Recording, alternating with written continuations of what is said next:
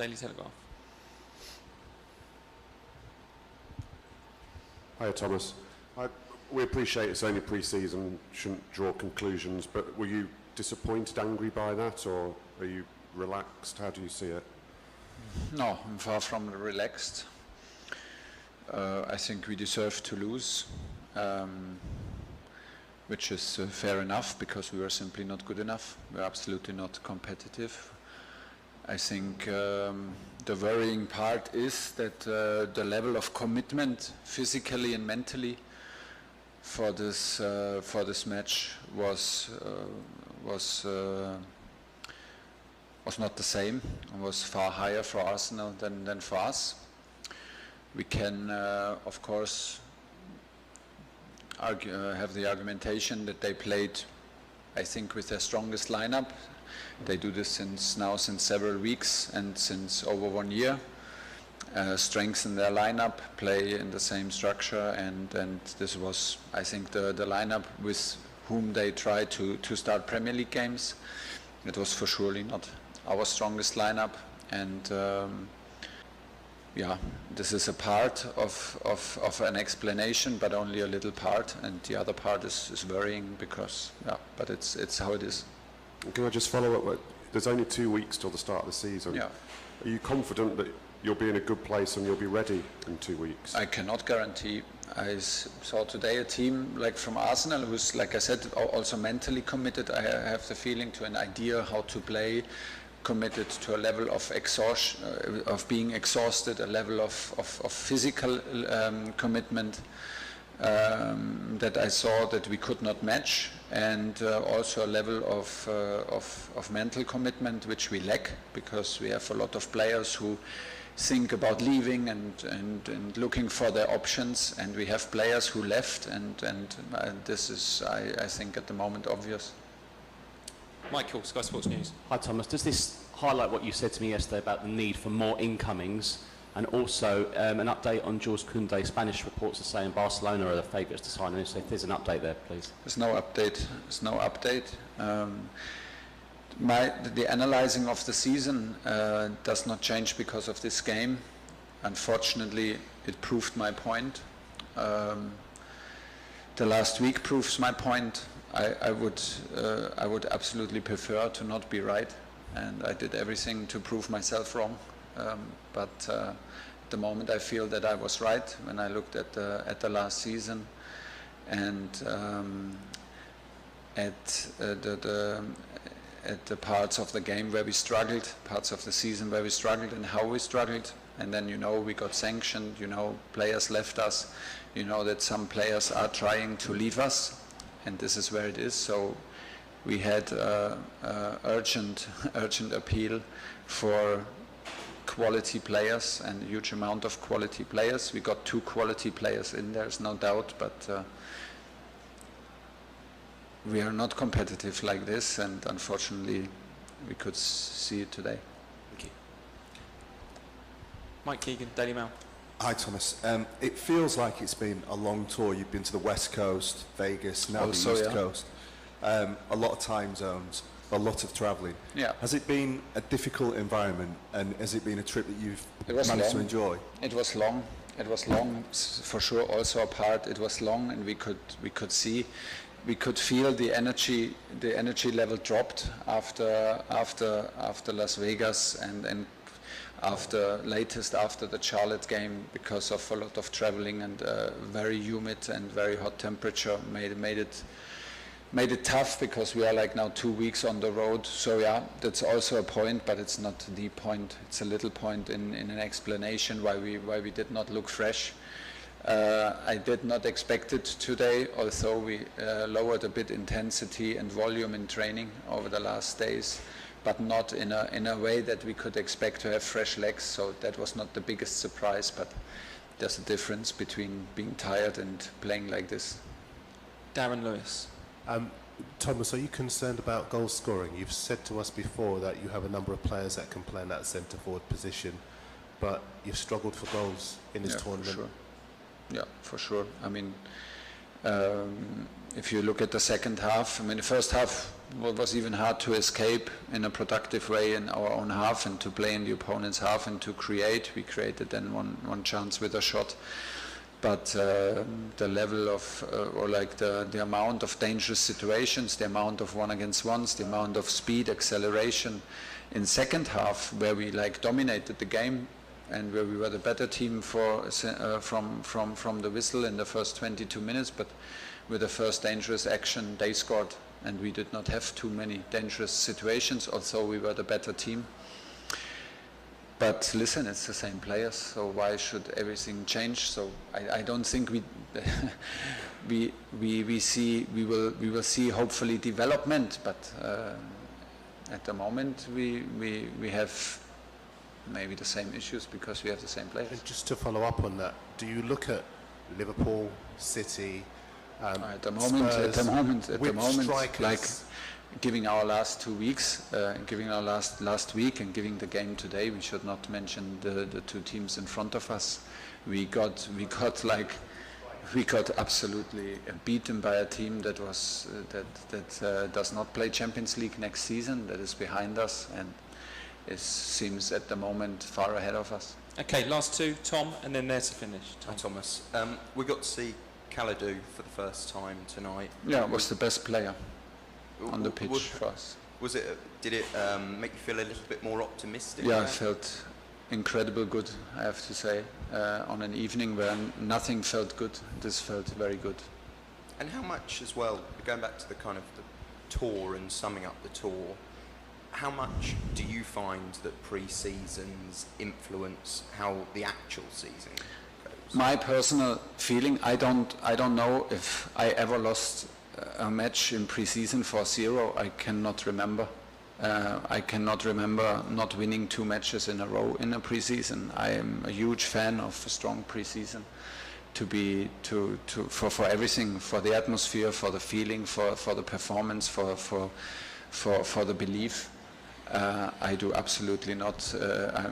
I'm superstitious. Is superstitious, but not in a way that I say a bad pre-season has to be a good season. That makes no sense for me. So I'm in it. Of course, I'm a part of it. Need to find solutions. We fly home now. Then we have 1.5 days only. And Tuesday afternoon, we need to present solutions. We need to present actions, like me, coaching staff, together with a team to stand up again and find a way through this, because it hurts at the moment. Last question today. Yeah, you mentioned yesterday leaving decisions late, not only in terms of personnel and acquisitions, but also of systems. Considering you started tonight with 4 at the back and finished the night at 3 at the back, do you feel as though this has helped as far as forming a defensive identity, as far as the type of system you want to employ? Yeah. I mean, we discussed this many times. If you want to play 3 in the back, you need to have 3 in the back. If you don't have 3 in the back, it's not worth playing 3 in the back. So, and giving the fact that Kalidou was ready for 25 minutes today, and giving the fact like who was available, we tried to play 4-4-2. I think it was not a structural problem. We conceded also 2 goals then with the back 5 and 2-6, which we are very used to play. It was the behavior and the structure. It's anyway much more important how we behave in a structure, how we play a structure, and not so much important what we play. It's we need to be more lively, we need to be more aggressive. Like I said, the level of commitment, level of physical input was simply not enough. The adaptation of position, the joy of helping each other, the joy of working hard together, it's absolutely missing. So it's not the moment to destroy my group, because my group of players is a very nice and very hard-working group, and that will not change. But for today, this is the honest analyzing of the game, and I think it's not worth talking around it. It was like this today. Social media, a lot of Arsenal fans get very excited about it. Should they be excited about it? Yeah, but it's a friendly match. Obviously, as you could see, there are a lot of positives to take from the game. The way we played, the intensity that we showed, the way we're trying to do who we are as a team, but at the same time, it's just a test match. Don't get carried away. There is still a lot of things that we have to get better at and do better, but I think it's good to get some momentum, finish the tour in the right way, give some enjoyment to our fans and everybody that's been contributing to make this tour happen. And now it's time to go back to London and focus and keep making improvements and a step forward. Mikel, does it show with the way Gabriel played again, fantastic goal, getting your business done early could be so important? It's ideal for any coach that you ask him. The earlier you get the players, the better, because you need to get them in the cohesion of the team, understanding each other, relaxed and comfortable socially as well around the team, and the fact that obviously now he's been with us for a few weeks, it makes a huge difference. With that performance, does that change anything in terms of what you think in terms of incomings or outgoings, or just literally that was a friendly, we move on?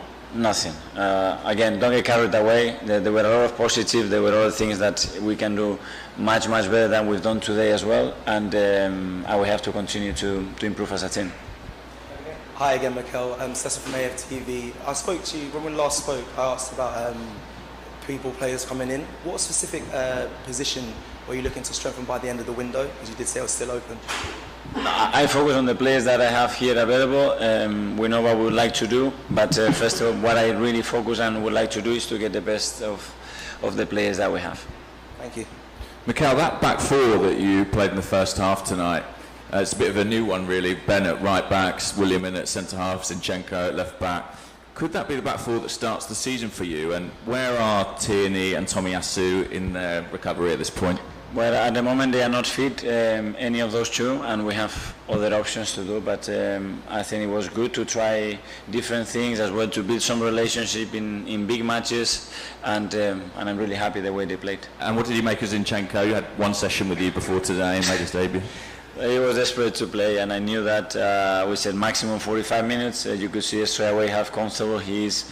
He understands everything that I want, obviously, because he understands the process, and I think he had a really good game. Profe, it's going to be in Spanish. Erwin Bustamante, Sport Bar TV en la Florida.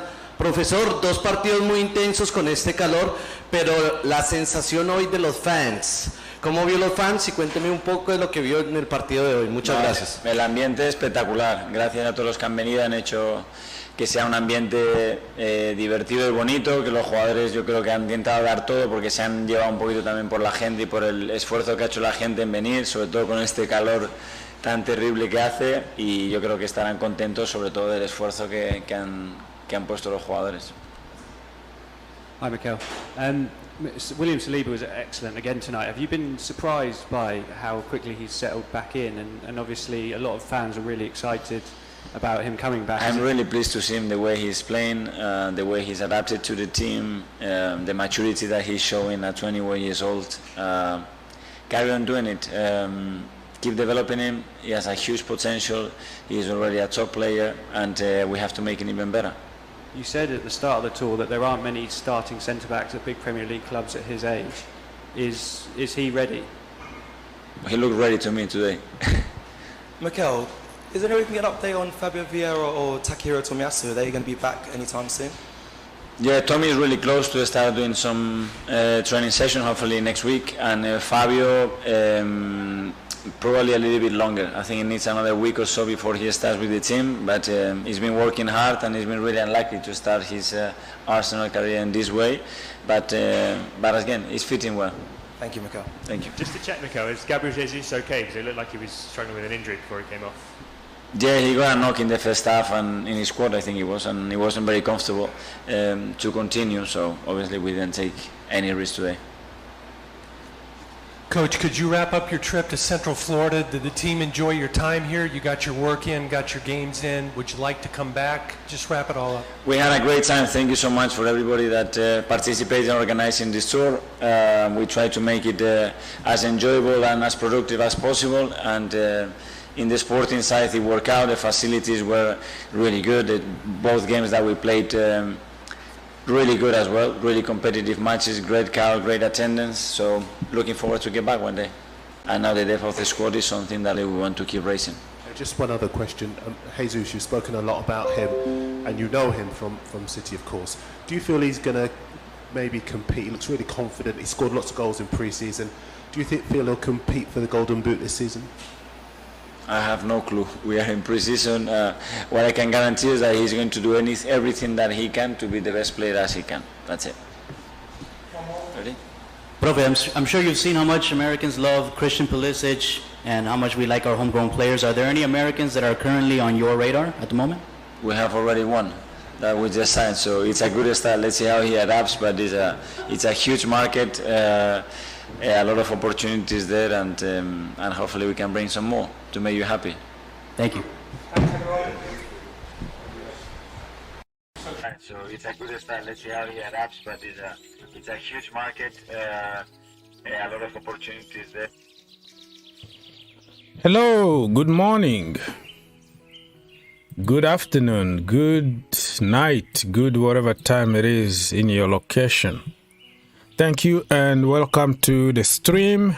I don't know how far I can go with this stream because it's been dropping frames all the time. So if I disconnect myself, that means that I will come back at some point. I'm gonna have to figure out what's going on here because it's since yesterday for some reason it just giving me a lot of issues. I think it's the setup issues, and I'll figure out how to fix it. Probably get the tech guy tomorrow here, but today is impossible. Everything is closed, so yeah, having some connection issues, not because of my internet or anything. It's just the setup, and sometimes you set up wrongly and then it's gonna keep on dropping frames all the time. And when you try to do too much the way I like to do my stuff, I mix up a lot of stuff the same stream, so sometimes it becomes so heavy to handle. So yeah, bear with me because I don't like my streams like boring or stuff. I like to do my stuff my own way. I don't follow anybody. I don't copy anybody. So it's always brings me a lot of trouble, but I like it because I like solving problems. So bear with me. I don't know, like I said, I don't know how far this stream is gonna take us because it's just been dropping like few seconds. It's gonna be red and then yellow and then green and then go back to red again. So I don't know, you won't understand it. Only me can understand what I'm saying here, right? So thank you so much for being here. Let me double check. Many people already in the house. Let me say hi to people. Mr. Jefferson. Don't say that. I shouldn't even put that on the screen. You're not here to insult people, my friend. Today is Sunday. Everybody is tired and discouraged or whatever it is. Just have some good mood today. Hi guys, my opinion is that Todd Boehly to go for Ronaldo by his own or by another player himself without Thomas Tuchel concerned if it's possible. And then you end up with a situation of Lukaku where the manager don't want to use the player. And then you end up by another expensive deadwood. Or if you continue that way of getting your own players without the manager's approval, and then at some point you're going to clash with the manager and sack him. That's the way it's going to be. So I don't think Todd Boehly should go for Ronaldo or anybody that the manager don't like, because it's going to create a lot of issues, and I don't want to see any kind of issues at the moment. That is your opinion, but I don't really agree. Look at what happened to Lukaku, right? So this should teach us that you have to be the same way. You have to have the same vision in the club, the same identity, what the manager wants, and get the players that he wants, or at least have 50-50 And the manager also need to be happy to work with certain players, regardless of their characters, regardless of what he thinks about them. The manager need to be able to find a common ground to adapt to certain players. Not only what I want 24/7. You're not going to always get what you want in life. You have to adapt sometimes with what you got. This team can't make top 6 at the moment. It doesn't look like it. What is happening with Chelsea? Good question. Fee submitted with more than Barcelona, plus documentation on the table. Salary for player and agent. Yet Kounde and Sevilla are waiting for Barcelona's less value bid. Rafinha vibes. Yeah. We offered more than Barcelona, but Kounde is playing some kind of games and he want to go to Barcelona. So Rafinha all over again. I have to admit it. I have to agree with you. I hope that we won't miss on top 10 this season. Remind me of 2015 season with Jose Mourinho, right? When Jose Mourinho was sacked, we were in the relegation zone at some point. Like we were like 17th, 18th. We couldn't win a game. So Thomas Tuchel and Todd Boehly need really to work together. Thomas Tuchel is kind of his way or no way. Yesterday after the game, he completely threw everybody under the bus, refused to question himself. He said that it wasn't a structure problem because we conceded 2 goals playing 4 at the back and 2 goals playing 3 at the back. So it's not a structure, but it's about the same players. So he even said it's the same players, calling players average or not good enough. Those are the same players that won you the Champions League. But all of a sudden, they are not good enough, or you don't want to adapt, or you don't want to coach them. You don't have time for that. So it's 50-50 in my opinion. So I don't want to see the situation of 2015. I want Thomas Tuchel also to be a little bit humble and compromise. You have to compromise at some point. You're not going to get everybody that you want. You got few players, and then you keep working on what you got. Next window, you get rid of few, you bring some more. That's how you build. Not like we're going to change everybody the same window. It doesn't happen that way. Players and agents are using Chelsea. Yeah, that's true. Many of them did the same. Even Lewandowski, Serge Gnabry, all kind of players are just using Chelsea to get better contract or better deals somewhere else. We don't have a striker. Let's go for Ronaldo, please. Okay. That's one you have to ask the manager because he doesn't rate Ronaldo for some reason. He doesn't want to deal with egos, but managing a team also learn how to manage with egos. Work with him for 1 season or 2. What do you have to lose if he scores you 25 goals? Pulisic needs to go somewhere else. Yeah, if he doesn't have playing time at Chelsea, or he's played out of position all the time, or given 10 minutes here and 20 minutes there, it's not going to work for him at Chelsea Football Club. Clearly, Thomas Tuchel don't rate him. He considers him as a squad player, just in case, but Pulisic is better than just in case player, if that makes sense. Just in case. So if that case doesn't happen, and then he's not going to have a chance. He said it so many times that he's a very good sub. Literally telling you that I consider him just utility player that can help just in case. So he better not sign that new contract to force his way out, or make sure that he got enough playing time.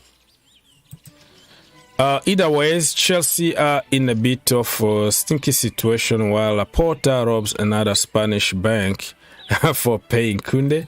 Yeah, daylight robbery, my friend. Kounde wants Barcelona, so let's leave him and go for Kimpembe. Kimpembe also, PSG changed their mind.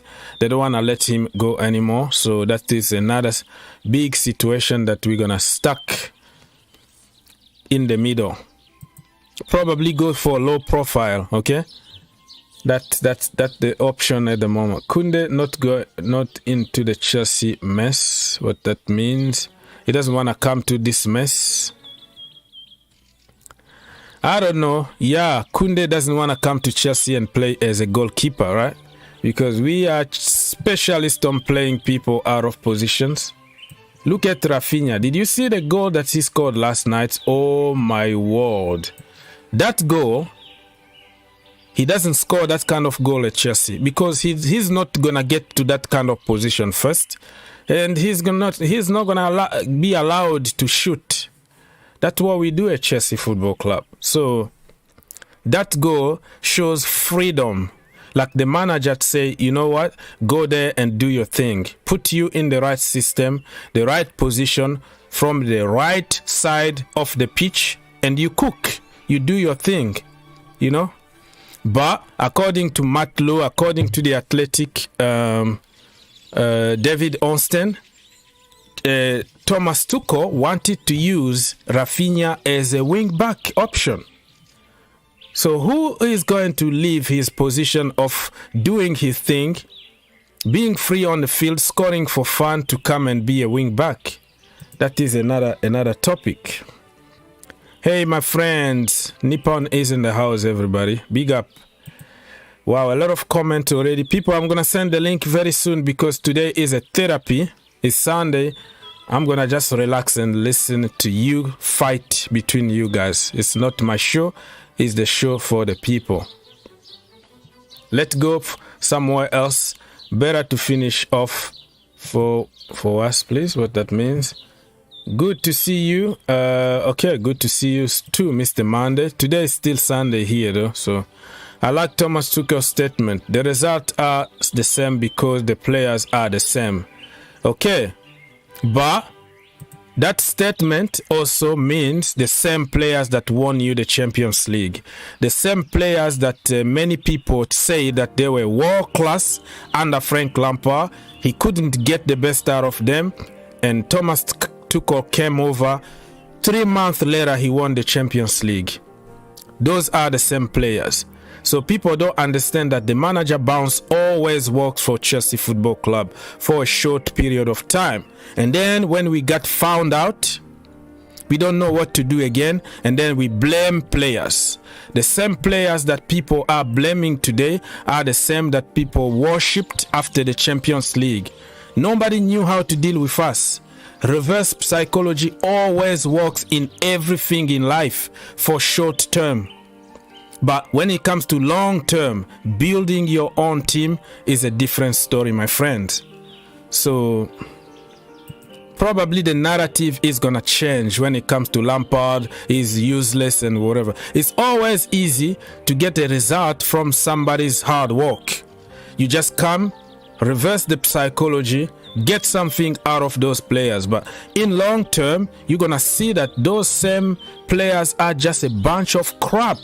They are nothing. The other guys sucked because they refused to play for him. They were average, bad attitude and all that. But in the short period of time, you can just force them to get you a result. That's what we got every single season. We won the Champions League, the first Champions League, using the same tactics, short term, reverse psychology. Somebody work very hard and then some guys come and finish the job for 3 months, win a trophy, get all the credit. And the other guy is just a bad guy. You forgot the entire process.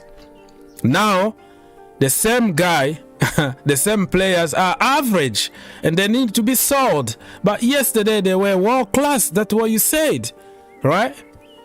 Okay. Somebody said go for different defender and forget about Kounde. Yeah, it looks like Thomas Tuchel just wants his target. So you can't go for somebody else. He wanted Ake. He wanted Delete. The rest is history. Okay, it's Thomas Tuchel fault. Arsenal technically killed us. Get Werner out of this team. Yeah, we got outclassed by Arsenal. Every department, physically, mentally, everything. We couldn't touch even the ball. The pressure that they were putting on us. And Timo Werner, his body language is just like, I don't want to be here. I don't want to be here. Kai Havertz also. Nobody is talking about Kai Havertz because he scored in the final of the Champions League. And everything needs to be forgiven. Just like Thomas Tuchel, you can't criticize him just because we won the Champions League. The same treatment with Kai Havertz. But we have to ask some proper questions here. The tactics, okay, the system, depending on the opposition we are playing against. Nobody said that 3 at the back is bad, but be flexible. See what team you're going to use, what system. Try to adapt yourself to the players that you have currently because they don't become crap overnight. They just won you the Champions League. You throw everybody under the bus except Raheem Sterling and Kalidou Koulibaly. He said, yeah, we have two good. He even said it clearly. We have 2 good signings. We have 2 good players. So the rest of them are just crap. How do you think the rest of the team is going to feel? You know, I put the press conference early on before the show. So I am not making up my stories here. That's why I wanted you to see that press conference and just think about it. What other players are feeling right now? You play them completely out of position and you said only 2 people are good in Chelsea and Kalidou Koulibaly and Raheem Sterling because I bought them. So the rest, they are crap and need to go. Is that how you build a team? I don't know. Low profile players, French player from Wolfsburg. Yeah, Lacroix is good. I agree with you. Lacroix is good. I also like the guy from, I don't know, from Turkey. His name is Attila Sly. I don't know, you know, I might be biased here, but I kind of like the guy. Left-footed, tall, powerful, very commanding, low profile. You can develop him in the world class just like Rudiger. What defender now do you suggest? I just answered that, my friend. Ogs, today I'm going to talk my brain. Yeah, go for it. Today is a therapy. Oh, wait. Let me even send you the link. Today is the therapy, people. Come here, say whatever you want. Just don't insult people, okay? We don't insult people here. Talk your mind, let it go. But don't come here like some the guy who commented first here, calling people names and all that. It's not nice, okay? It's not nice. Today is Sunday. Be nice, but hey, express yourself. Okay, talk sense. Not like you have to drop your agendas out there because you don't like somebody or you don't like the academy or you don't like Thomas Tuchel, and it's an opportunity for you to get, you know, to start even mentioning personal stuff. Just we don't allow that. Okay, Mr. Handsomely Ugly. Mr. Ugly said that after the disastrous showcasing this morning, we need something different. Pulisic, I don't know if he need some gym time or what. We should keep him away from strong wings.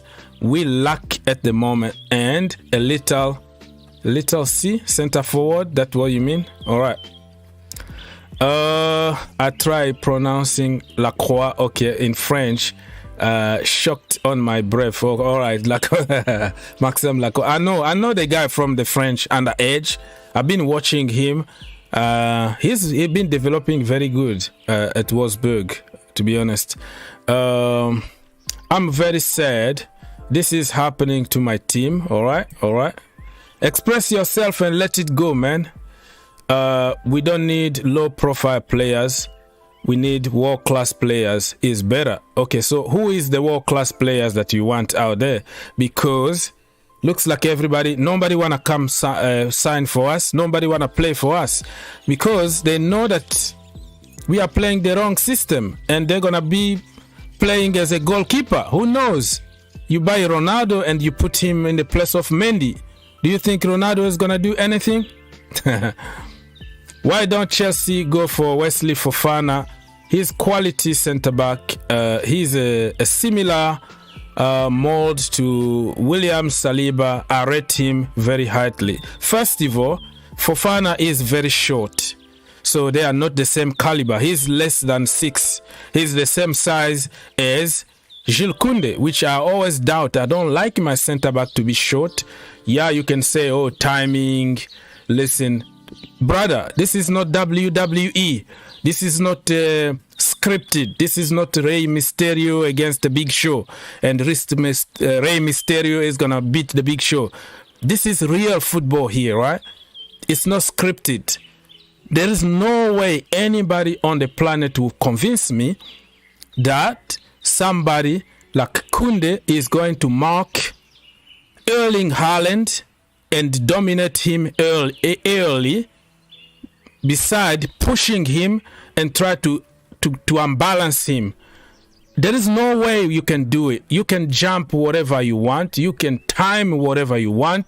Somebody taller than you is going to dominate you in air. Simple as that. Few times you can use some tactics here and there to intimidate him, but he's going to win at the end. 9 out of 10. So, that guy Fofana is short. Second of all, he just broke his freaking leg like last season in preseason. He was out for 1 season. The entire season he was out. He came back at the end of last season. He hasn't really recovered totally from that broken leg.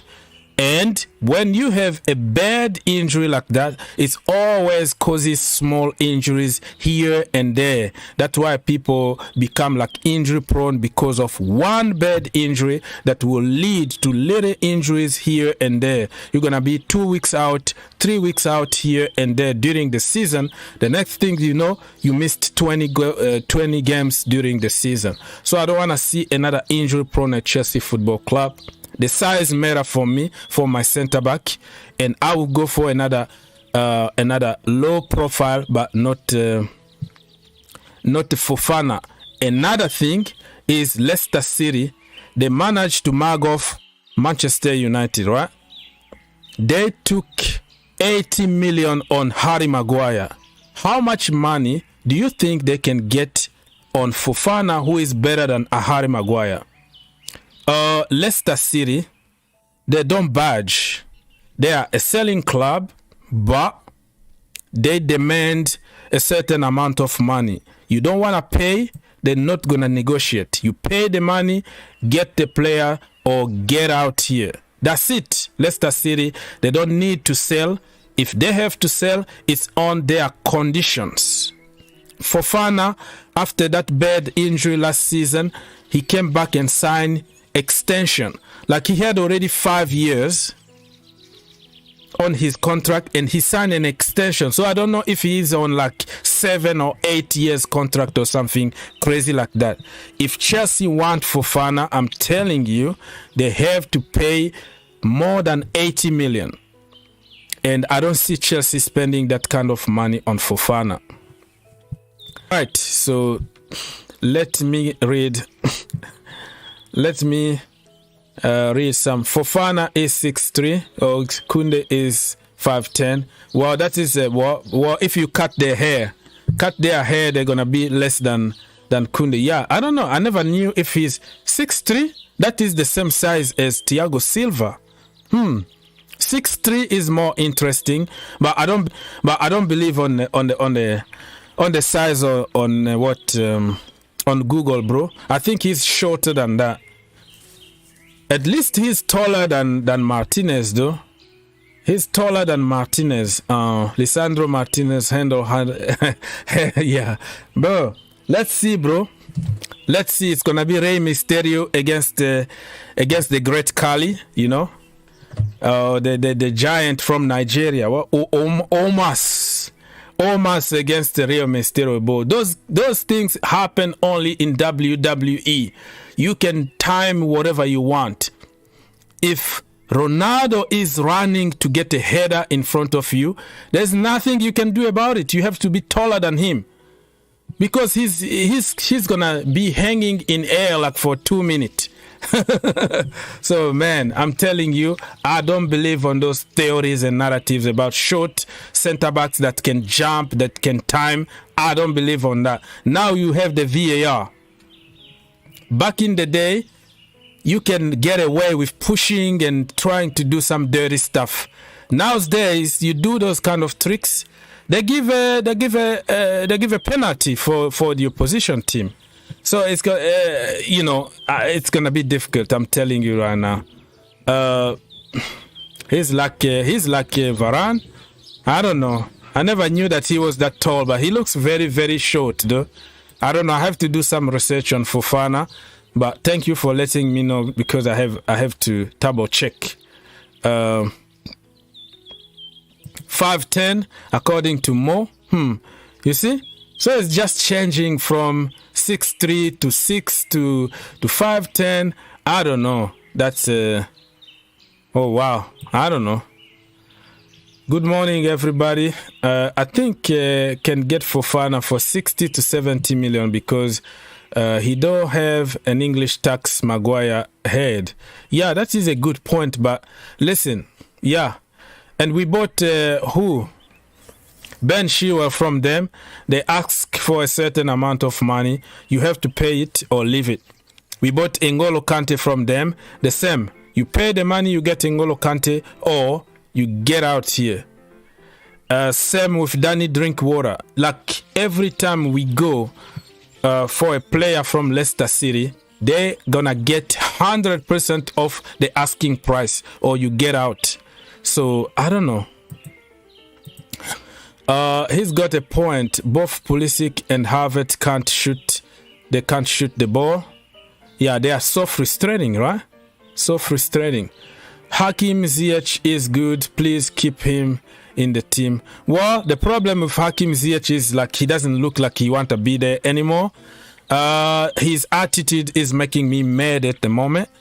You know, Hakim Ziyech is my brother. I always defend him. Made tons of videos defending him all the time, but his body language at the moment very, very poor. Even when he score a goal, he doesn't celebrate, and he's gonna show some sign like shut up and zip it off or whatever. Always try to challenge some people. He's not happy at all. He doesn't like Thomas Tuchel. Thomas Tuchel don't like him. So better just let him go and enjoy football somewhere else. I want to see him smile. And let's wait and see what Thomas Tuchel is going to replace him with. So listen, everybody with a bad body language, everybody that don't want to be there, I want them out of my club right now. I don't care if you are my boy. You don't want to be there, just go. Okay, that's it. I can't protect everybody the same time. The manager don't want you. There is nothing you can do about it. Just go, you know. Okay, Lusala say hi. What's going on the Kounde?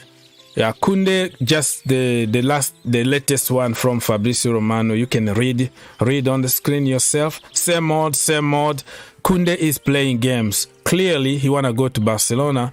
He's trying to do those tricks just to allow Barcelona to get some money and buy him. It's clear as that. Okay. Somebody said that he can still fly. Okay. Yeah, let's see how those short center backs are gonna fly. The narrative is gonna end once somebody like Martinez faces Erling Haaland. The narrative is gonna end. That's right there. Okay, we're gonna see how the jumping narrative is going to be. I don't understand what's going on here with my stream, people. Bear with me because my stream is giving me some issues here. A lot of issues. It's dropping frames all the time. Tomorrow I can get a tech guy here to double check, but I don't know, man. My streams are always very heavy because it's full with a lot of stuff. That's why people would just go in front of camera and talk and not bother with all this, you know. Okay, so what are we gonna do now is to try to get some people over if they want. If you don't want, no problem. We don't force anybody, but we just give freedom to anybody to call if they want. But I can handle this. I can handle hours and hours. Okay.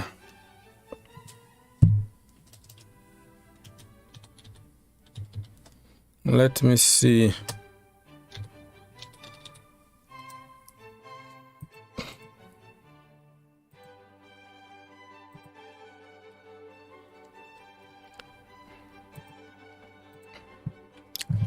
All right, people, let me continue reading some of your comments here. Somebody says, let all the players who doesn't wanna to play for Chelsea Football Club should leave now. Obviously, we are short at back and we need a defender. Yeah, good point. Lusala said that I think if Chelsea can't... What the heck is going on here, man? I keep on dropping frames all the time.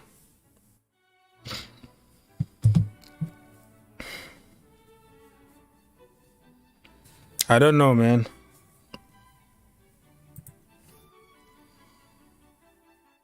Hello, can you see me?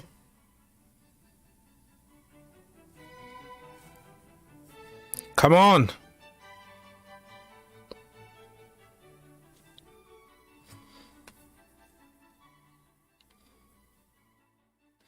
Okay, so I don't know. I hope that you can still see me, people. If you see me disconnect for a few seconds, please bear with me. I am having a nightmare here, okay? This is technology nightmare. It's a KO. My side. I don't know what else to do, people. And I'm not sure if I'm gonna get so many calls because it's gonna add. It's gonna be more. It's gonna be heavier stream, and that also could drop more frames. And I don't know, but you can try to call. But if it's disconnect, don't blame me, please, because I'm having serious issues here. Having some issues here, my friend. I don't know what's going on today, man. It started yesterday, though. I don't know. Why do all these players want to go to Barcelona when they've treated their players badly?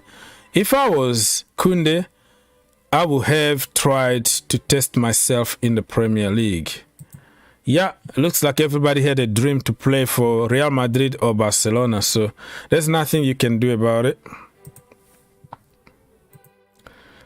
We can still hear and see you and understand. Yeah, so please, if you see me disconnect like for a few seconds and loading, you see that thing? That means it's trying to reconnect again. So please stay there, bear with me. I'm telling you, I'm having some technical nightmare. At some point, I had all my screen, like 4 screen, all black, like I couldn't see anything anymore. So I don't know, man. Technology is not my thing. But I try to complicate everything for myself. That's the problem, though. Trying to create too much is just making the stream too heavy. So that's the way it is. The link is already there, people, for people. If you want to call us, do so, but it's not an obligation. You don't have time, you don't have time. I'm just reminding you that just in case. So in the meantime, I will continue reading some of your comments here. Lusala said that there is nothing wrong. Well, you might see that nothing wrong your side, but everything is wrong from my side. You know, like I said, sometimes all my screen turned black, like I couldn't see anything anymore. Mr. Mogaka Patrick, okay. Let's call you Mr. Patrick. He says that Chelsea, full of dead wood. The team should be disbanded and undergo And what? And everyone go home. And then who are you gonna play? You know, so if you have to dismantle everybody, and then who is gonna play for you? Who is going to be there? I don't know. It's good to say, but when it comes to practice, yeah, Mr. Mitos. Hello? Can you? Yes, I can hear you. Can you hear? Okay. Now, I just wanted to say, I didn't get a chance to watch the match, but it sounded like the usual capitulation. Okay.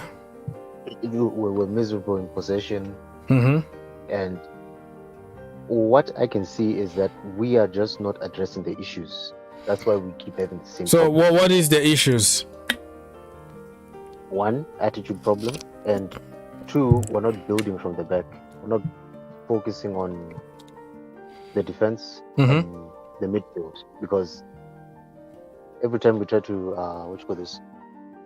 we try to build from the front. We buy strikers to see if we can somehow fix it. We got lucky with Diego Costa, but exceptions are not the rule, and people are just being ignorant to think that Ronaldo will just come in and fix all our problems. They won't. We will just be more frustrated. Okay. Because you're putting faith into something into a problem where you are not solving it properly. So according to you, the problem is in the defense and the midfield, right? Yes, because no attacker will thrive in our system because we're not accommodating to them. That is fact. So how that is possible? Because you just said that no attacker is going to be fine in our system, but you're talking about we have a problem in the defense and the midfield. So what is the problem? Like, looks like you are contradicting yourself. No, it's everything. But the attack, our attack, it depends on how our wing backs and how our midfield can thrive together. Okay. Yes. So I was thinking that maybe that midfielder from the Portuguese league, Younes. Yeah, Younes. Yeah. Matthews Younes. You want him at Chelsea Football Club? Maybe, possibly, because we have no answer, no possible answer, because all our targets we just delayed, and they're taken by other teams. Okay. We're stalling. I don't know if the project we're presenting isn't good enough, because they keep saying no, they keep delaying for other teams to come in, being used as some sort of leverage for them to get a better deal somewhere else. So what I can say is just we have to sort out the midfield and defense, then figure out which attacking force can slot in properly, because the time when we had a proper attackers is when Jose Mourinho and Conte brought in a midfielder and an attacker, or brought a midfielder to accommodate the attack, to sort out that issue that we had with Conte, with N'Golo Conte. And then with Jose Mourinho, the title run where we stayed, when we were number one from match day 1 up to 38, he brought in Fabregas and Costa. He brought in a creator and a goal scorer. So that's what we need right now, is to find creators and to play our players in the correct position. But also we have a problem with finishers, because you can create, but nobody is there to finish. To be fair, go on. No, we're not creating as much as we think. Yeah, which I agree with you. We don't create enough like City and Liverpool. But the problem is, if you have somebody clinical like Lewandowski or Diego Costa in front, the few chances that we're gonna create, he's gonna put them away. That's the problem too. So you can create whatever you want. And to be fair, last season we were also creating a lot of chances. Well, few games, of course, but nobody is there to finish them. So we still need a creator, but we also need a finisher. the way I see it is that we're not creating as much as we think. Yes, we're creating a lot of chances. That's how we scored. I get that, but you don't listen. Like you don't. Yeah, go on, finish. When we miss a chance, we know for a fact that we're not creating as much as those high quality chances we're missing. Because the moment we miss, we automatically feel the atmosphere going, we missed that one. Are we going to get another chance like that? Exactly, because in the conversion statistics with the conversion rate, we were better than Liverpool and City. But in terms of creation, we were hopelessly outdone by Liverpool and City. So they negated that missing of chances with creating more chances than they can miss. So obviously that would bring up confidence in front of goal, knowing that, okay, I missed this, but I can if I continue to be in this position, I can score more. Because I got you, Salah my brother. Salah missed as many chances as Timo Werner, but Salah got the golden boot. How does that work? Yeah, because they create even more. But what I'm trying to say, I'm the first here even to make videos about that. So you are right in that point. But also, I'm not denying. You're not letting me finish, because I let you finish and you don't let me finish. So I forget what I have to say because you cut me all the time. So I give you all the time, and you have to give me also some time to respond, right? Yeah. Okay, so what I'm saying here is I'm the first one to make videos about we don't create enough. All the statistics I bring on the table every single day. But also you have to acknowledge that some of the chances that we are missing, if we had somebody clinical, we don't have to worry anymore. You nick one goal, you get 3 points and you walk away. So if you're going to blame everything on the creation and forget that we don't have a finisher, that is not going to help, because we create also chances, of course, less than Liverpool and City. But if you had somebody like Gabriel Jesus in front, probably he was going to take one of them and not miss all of them. That is the point I'm trying to make. I'm not trying to contradict you here or say you're not right, because I said it every single day. But also we still need somebody to finish. Somebody like Timo Werner, you know who he is. Even empty goal, empty net, he's not going to score. He's going to save it from going at the back of the net instead. Somebody like, let's say, Kai Havertz.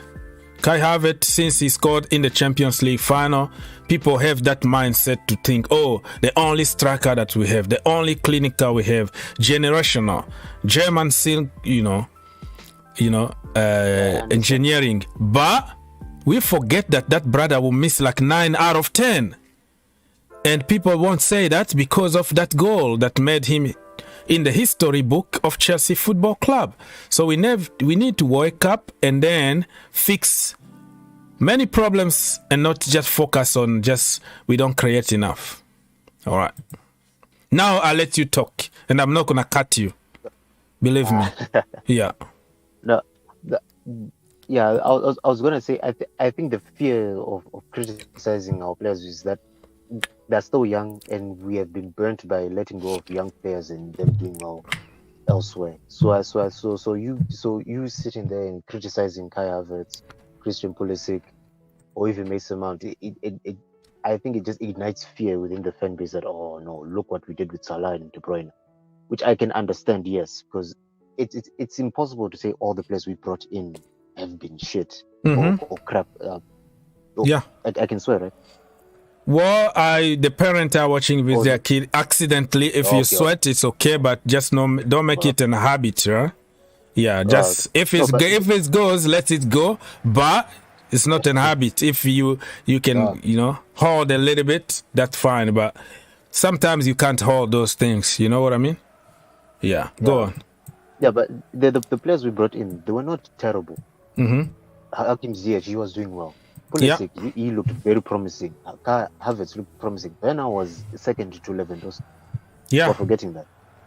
But now, what happened? What is the reason why they can't do it at Chelsea? That's what I'm saying. We're not accommodating the attack. Sometimes we just leave them to be stranded on their own, and they just suffocate. And then, obviously, the lack of confidence, then the psychological warfare happens with them. They just collapse in on themselves, and they don't do well. All right, people. So I'm going to remind you to please help your brother get at least 100 likes. You know, it's been very tough days for me since the US tour. I've been suffering with you here, people. And then just subscribe, man. Give me a like, 1 second. Bless your brother on Sunday. It doesn't cost you anything. And you see here from Fabrizio Romano, if you are watching on YouTube right now, Kounde, Barcelona preparing an opening bid. Won't match 55 million that Chelsea offered, by the way, as structure will be different. Okay, so Barcelona are willing to offer less money and offer another less like a structure. Let's say 5 years from now, I'm gonna pay you 10 kilo of rice. Okay, they don't have money. They're gonna pay, you know, 2 beef, 2 goat here and there. After 2 years, we're gonna give you a bag of rice and all that. They're gonna structure to make it like they are paying money, but in reality, they're gonna pay less, and they're gonna take too much time to even solve that, to pay all the money they own, and they also own so much money to Bayern Munich and other teams. So I don't know what's going on here. Kounde is playing some games with the waiting games because Chelsea and Sevilla already agreed like long time ago, according to Fabrizio Romano. But Kounde is the problem here. Same situation as Rafinha. And I don't want to hear anybody telling me Kounde loves Chelsea. He's going to kiss the badge and try to get him off this thing. He is the principal issue here is Kounde. We couldn't get him over the line last season. And Barcelona didn't want him last season. They didn't even have money. That is the reason why he wanted to come to Chelsea.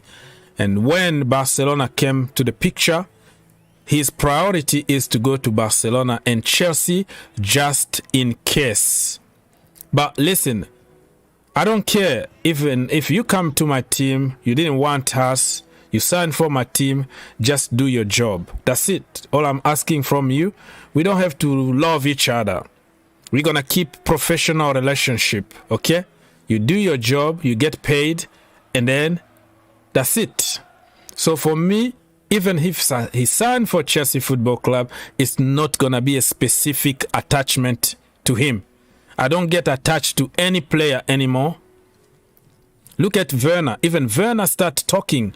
He want to go. So I don't care. You want to go, you go, man. Leave us alone. We are Chelsea Football Club. I'm sick and tired of this, man. What do you think about Kounde? Mythos. You see, the thing with Kounde was he wanted to come to Chelsea, and then we turned our back on him because I think it was reported that it was a Marina signing, not a Tuchel signing. So we left that deal. Then now we go back after we couldn't get delayed, and this Syria defender from Inter. Delete. And no, Delete and Skriniar. Is it Skriniar or? Yeah, we wanted to go for Skriniar, but Delete was the serious one, though. Yeah. Yeah. We couldn't get those ones, and then now we go back to him. Now it looks bad. We cannot hide that. It looks bad. So I can't blame him. You genuinely cannot blame him because it's his career at the end of the day. Okay, Mr. Football, Bakshodi? Bakshodi? No, How are you, sir? I'm leaving now. Good. Huh? I'm leaving now. You leaving? Yeah. Okay, well, come back anytime you want, bro. Okay. Yeah, you are welcome. We're gonna open the door always for you. Thank you so much for calling, Mr. Mythos. Okay, Mr. How are you, sir? Yeah, I'm doing good. How about yourself? I'm thanks for asking. What's your topic? You are breaking a little bit. Your connection is bad, my brother. Connection bad. Okay. Okay, Mr. Football, Bakshodi, I took you off because nobody can hear you. You are breaking and you're frozen. So disconnect yourself and come back. Probably it's going to fix the problem. Let me read some comments here. Do you think the slow building up from the back is a contributing factor to Chelsea not creating enough chances? Bro, a lot of issues here. Not only one factor. The slow building, the five at the back, the defense first, the clean sheet first kind of approach. Everything, even this one, is contributing.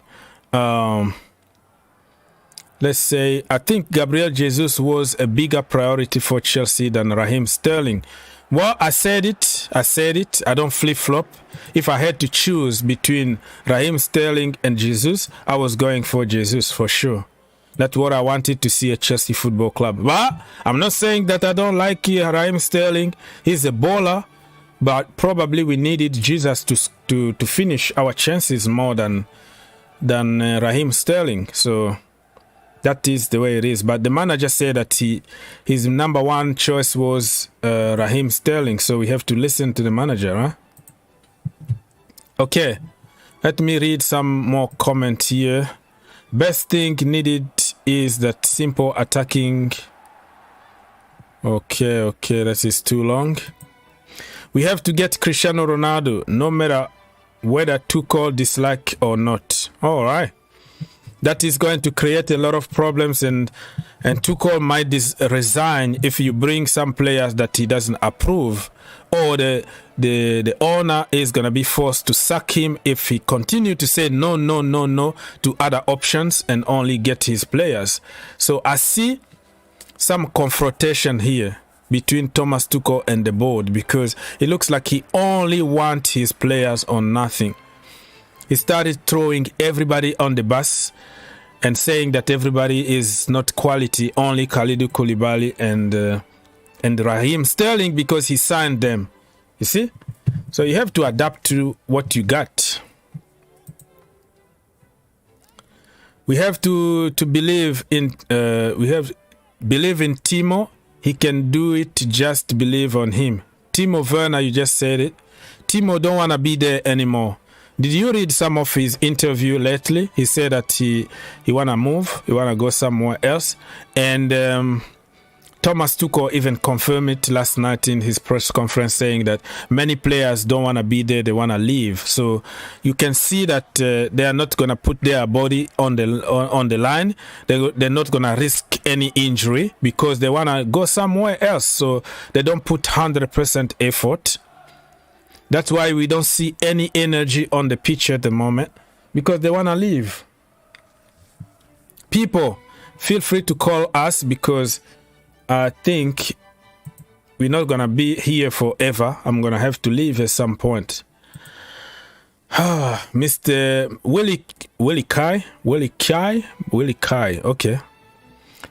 From the look of things, yesterday we have a long way to go. And restructuring to do. Yes, we have no pattern of progression or ability to move the ball forward from the back. Completely agree with you. There is no structure. There's nothing. We were like headless chicken running all over the place. People looked very confused. No energy, no determination, no nothing. We were just flat. Sad, man. Sad to see my Chelsea in that state and completely destroyed by Arsenal. Mr. Chelsea all the way said that get Werner out as soon as possible. So people, I have a question for you, right? Remember at the beginning of last season, there's a guy at the bridge when it was an open training session at the bridge, and that guy said, get Werner out of Chelsea right now. You know, publicly on microphone, Werner was there in the stadium, he heard it. everybody went to blame that guy. People wanted to beat him up or something. Do you think that guy was right by saying that? That Werner need to leave as soon as possible? Because you are repeating the same thing that the other guy said a year ago and people wanted to kill him.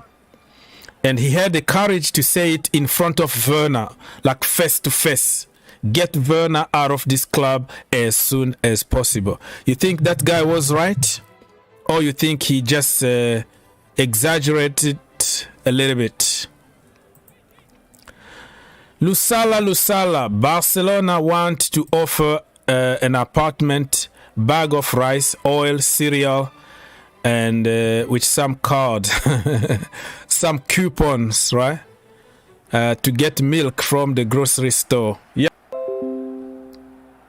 There we go. I am disconnecting and connecting every 10 seconds, so people stay here. Bear with me. Continue liking and supporting the stream. Wow, I have so many comments. I'm way behind. What happened to Kimpembe? Kimpembe, actually, PSG don't want to sell him anymore. The manager likes Kimpembe, and they wanted to buy Skriniar, and it looks like it's taking time. So Kimpembe probably is gonna stay at PSG and sign a new contract, because PSG, Kimpembe is from the academy, right? The only player that they have from the academy. So Kimpembe is like their own John Terry, you know? So they want to keep a little bit of identity because they sold pretty much everybody.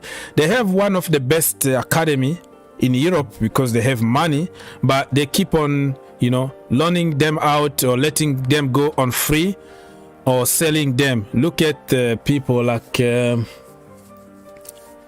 Christopher Nkunku, you know, all that from PSG. Kingsley Coman. You have a lot of ballers around Europe that came from PSG and they regret for letting them go. So they don't want to really let Kimpembe go because of their identity, but it could still happen if Chelsea go with a big, you know, envelope full of money to convince them. They might take it because Kimpembe only has 1 year left on his current contract and they are negotiating for a new one.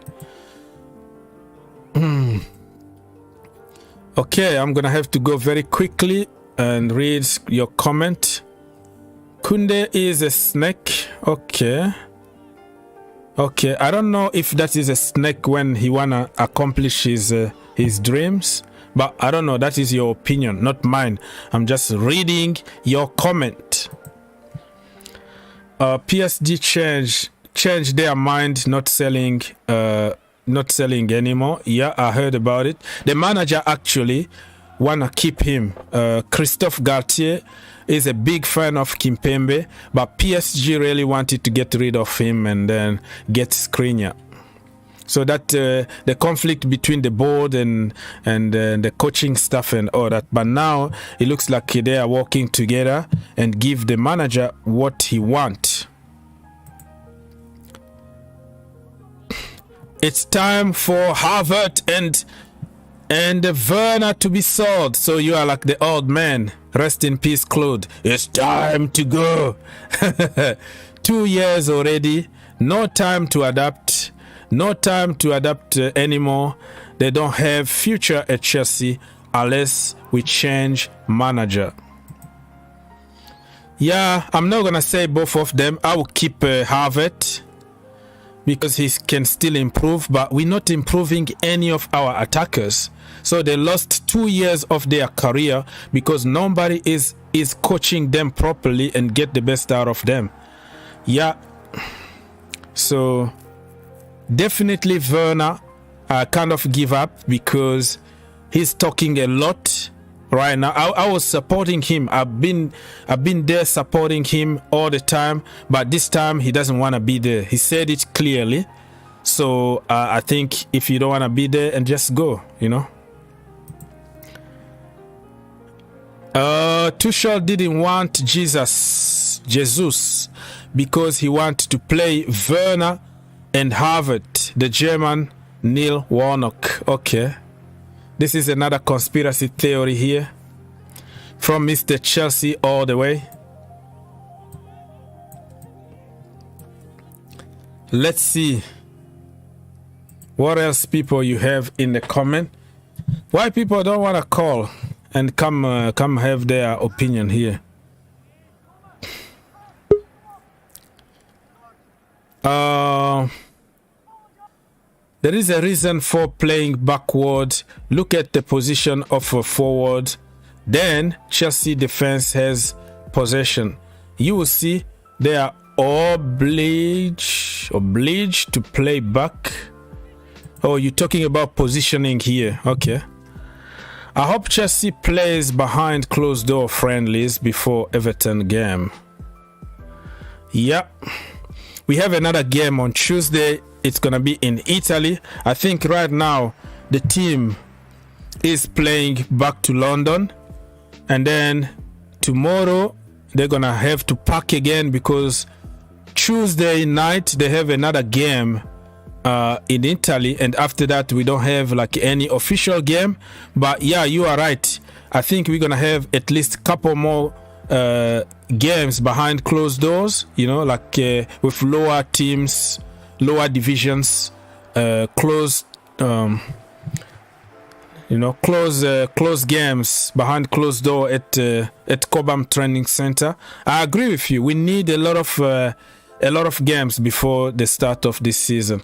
We have N'Golo Kante and Ruben, who's still in London, not training with the team. They didn't come to America, and we might have to incorporate some of the youngster, man. You know, put Tino Engren already signed for Huddersfield Town. He went there on loan. But somebody like Harvey Vale, man, what do you have to lose? Hakim Ziyech don't want to play.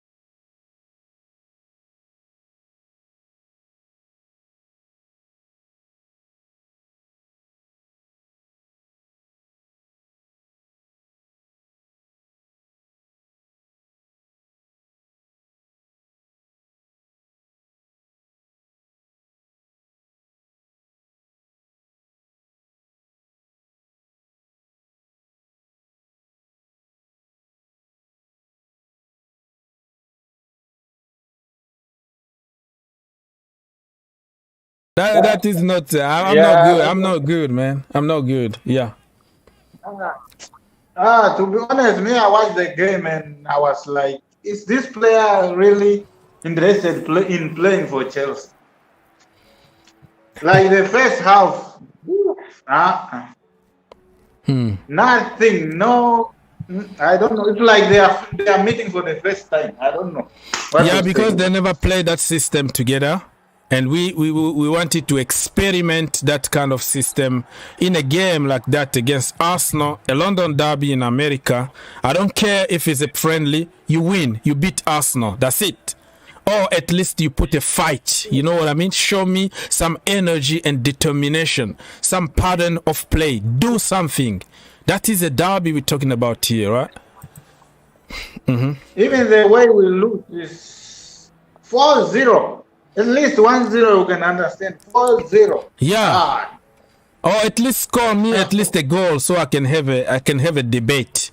Score me a goal, at least one goal, so I can have something even to say to my friend. Oh, we scored that golazo, and I was try to make that goal looks like we score 4 and you score 1. You know, just give me something to fight. You didn't give me anything, no energy, no nothing on the pitch. The players were all over the place. They didn't know what to do. The final third, it looks like nobody has any IQ. They don't know what to do with the ball. I don't know. So, like to be honest, the defense, the midfield, they were beat somehow, but the forwards, nothing. If I remember, maybe it's only one shot on target we get. That's I didn't even care about the shot on target, my brother. I didn't even care about how many shots on target or whatever. I don't care, man. It's a shambolic. So Mr. Duncan Andrews is from Plumstead, Cape Town. I always tell you I used to live in Plumstead. You know where the seminary is? Seminary is not in the Plumstead, but is in the other station, probably the Deep River or something like that. I used to go there in the seminary. You know the Christian seminary there, right? So I used to live in Plumstead, that area on Wembley. You know, Wembley Avenue. I'm not gonna give you my address, but you know, my people still live there, anyways, until now. But yeah, nice to see my brother from Cape Town, Mr. Andrew. Thank you so much for being here. We have Herbert in the house. Herbert, what do you have to say?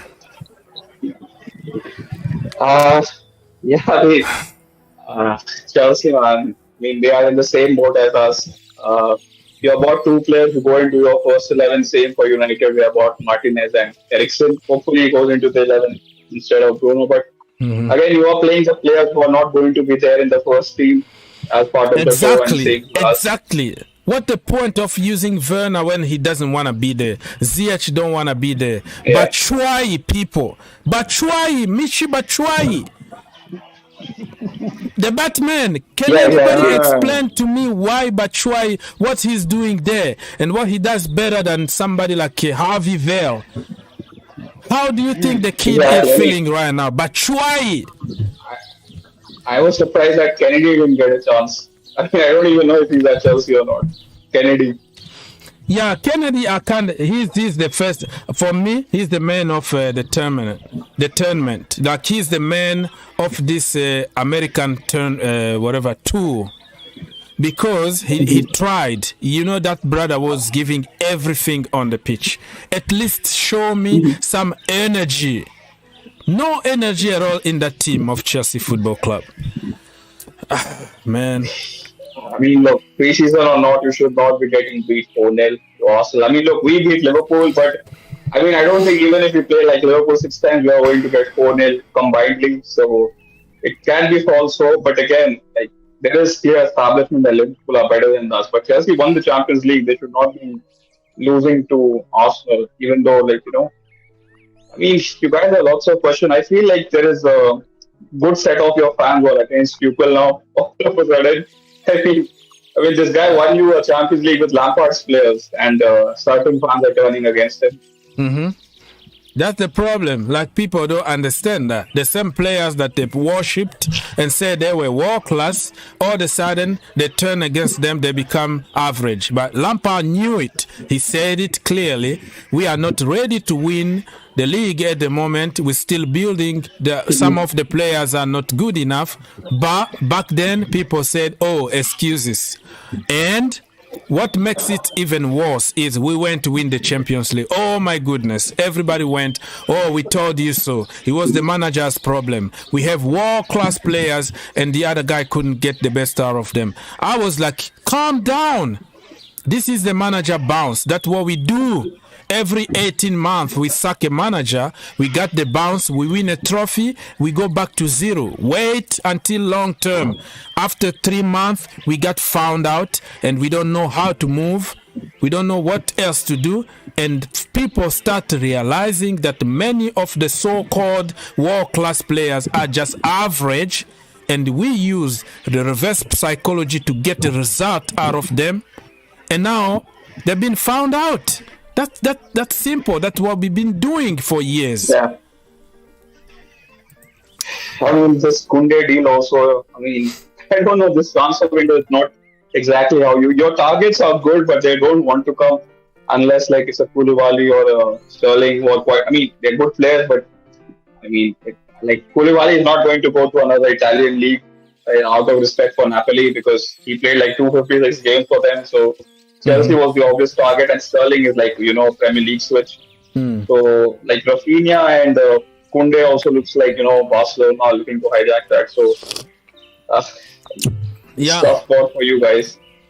Yeah, man. Like remember at the beginning of this preseason, I told you, because you were saying, okay, you Chelsea still good, you still have a team. I was telling you, bro, I was always repeating that don't get carried away. We are worse than Manchester United. Look even at the pattern. Look at the pattern of play at United at the moment. Like everybody knows where to be, what to do. They are doing, at least in terms of playing pattern, you can see exactly what Erik Ten Hag is trying to do. But at Chelsea, we are all over the place. We can't handle a new system. We can't even play the old system. So nobody knows what to do anymore. Okay, Mr. Victor, are you there? Victor? Yeah, I'm here. Can you hear me? Yes, sir. What do you have to say? I have been listening in, and I actually just did listen in yesterday before the game. And I did send you a message, and I told you that our midfield of Kovacic and Jorginho retards our play. And you said it was harsh. And maybe, you know, you say, and I like, one thing I like about your channel is that you make sure you emphasize that it's our opinion. And yeah, that's the problem, bro. We don't have to always agree. This is opinion. This is democracy. You say whatever you want. You didn't attack anybody. I just thought it was harsh. Yeah, I know. But what I'm trying to say to you is that I've been watching our team for a while.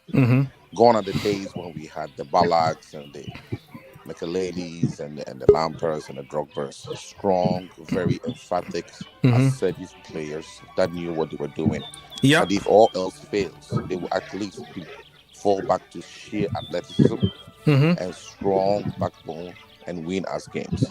Look at our team right now. The coach doesn't know what he's doing, period. Everybody keeps talking about the same problems, We pay these guys enormous amount of money to pick 25 guys every day and find out how to get the best out of them. And then he comes out and make a mockery out of all the investment that the team has made. 25 guys, that's all your job. Other people go out, get up in the morning and do so much just to get a pittance to live on. These people get paid a lot of money. The coach has the temerity and the audacity to come out yesterday and talk about these players when these players were all shining stars in their respective teams that they came from. Exactly. He has not been able to sit down to find out what gel. Jorginho cannot be the spine of this great Chelsea team. Jorginho is not strong. Tell me about it. Cannot tackle, cannot pass beyond 10 yards. And he is always given the chance to be in the team. So the others surrounding Jorginho knows what the coach rewards. Yeah. So they all play like Jorginho. We don't have an attacking force. If we are down, we know we are out of the game. We don't never do a comeback. And this coach, when he does his his interviews, doesn't have anything technical to say. He just rolls around and he gets away with it because he's German. We have to call a spade a spade. He is not a good coach. If you give this set of players the same to Pep Guardiola, to anybody, even Lampard, myself, sitting 6,000 miles away in Virginia, in America would know what to do with these players. This guy doesn't know what he is doing, period. Okay, so we're going to come back to you, Mr. Victor. Stay there. Mr. Rabah, are you there? Good morning, sir. Yes, sir. What do you have to say? Yeah, you know, we are Chelsea hardcore fans. Okay. And I really, really don't like Arsenal to beat us at any game or any kind of, Yeah, me too, bro. Me too. I couldn't take it. I couldn't take it. Exactly. Our performance was shambolic. Okay. And we just needed, some little analyst or anything, just to give us a good answer for what happened exactly, because I'm still in shock and I can't even talk to my Arsenal friends. boys, you know what I mean? So, I got you. Yeah, exactly. So really, I'm really gutted. I'm really gutted, my man. Yeah. So where we go from here, bro? Where we go from here? What we need really? Basically, our midfield wasn't that good. Okay. I mean, with respect of Kova, Jorginho couldn't get the ball or carry the ball to the front. So I do have trust in Gallagher, but we still need somebody who can carry the ball to that offense. Yeah. And our offense itself, people talk a lot about that offense, and I agree with everything, every aspect they said. Yeah. So man, we just It's gonna be. So we just go ahead.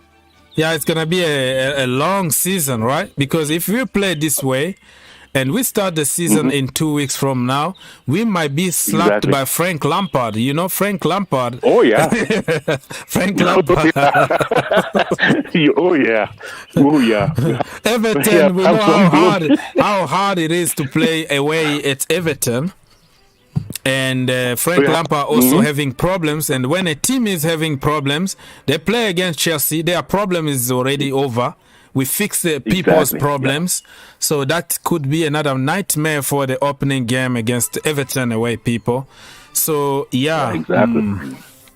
And Calvin-Lewin is back, Yeah. So Mr. Victor, so where we go from here, bro? I believe, let's see this, okay? As a coach, right, you should see the strength. You should actually he is pretty much living with these players on a day-to-day basis. He knows them. We can watch videos here, and that is his job. We do this for fun, and we can watch videos and see the strengths and weaknesses of these players. His job is actually go even further deep into what makes them tick and their strengths. He should really know the players. In the midfield, everybody keeps complaining. We started complaining about a weaker midfield 2 years ago. Yet he cannot. Yesterday, he took everybody out before he took Jorginho out. Jorginho is the one man who always makes sure that the ball is safe before it is passed forward. That's why it never gets there. When you start building a mentality, a football philosophy, where it is about attack and strong defense, it permeates through the players because they know that if they don't do that, they will get out.